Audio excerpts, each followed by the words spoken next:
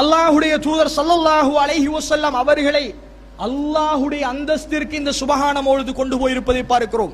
முதலாவது பைத், சுபஹான மௌலிதின் முதலாவது பைத்தை நீங்கள் எடுத்து பாருங்கள். முதலாவது பைத்திலே பாட்டு படிப்பார்கள் நமது சமூகம் அல்லாஹ்வுடைய தூதரை புகழ்ந்து. என்ன பாட்டு படிப்பார்கள்? நபியே உங்கள் மீது அல்லாஹ்வுடைய சலாம் உண்டாகட்டும், சாந்தி உண்டாகட்டும் என்று படித்து வருகிற முதலாவது பைத்திலே நீங்கள் பாருங்கள், அன்த கஃபாருல் ஹதாயா வஸ்ஸுனூபில் மூபிகாத். அல்லாஹ்வுடைய தூதரே நீங்கள் தான் எங்களுடைய பாவங்களை மன்னிப்பவர். நபியே நீங்கள் தான் எங்களுடைய பெரும் பாவங்களை மன்னிப்பவர். சுபஹான மௌலிதின் 12வது பக்கம் இணை வைப்பான வரி, உங்களை நிரந்தர நரகத்தில் தள்ளுகிற வரி. யார் அல்லாஹுக்கு இணை வைத்து விட்டாரோ அவர் நிரந்தர நரகம். அல்லாஹ்வுடைய குர்ஆன் சொல்கிறது, அவருக்கு சுவனத்தை ஹராமாக்கி விட்டோம்.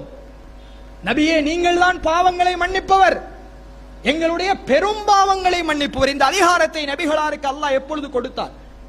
எங்கே ஆதாரம்? அல்லாஹ்வுடைய தூதரால் எங்களுடைய பாவங்களை மன்னிக்க முடியுமா?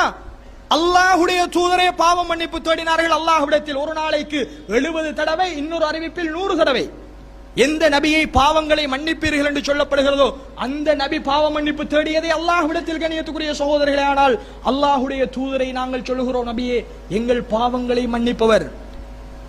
எவ்வளவு பெரிய இணை வைப்பு என்று நமது சமூகம் பாடிக்கொண்டிருக்கிறார்கள்.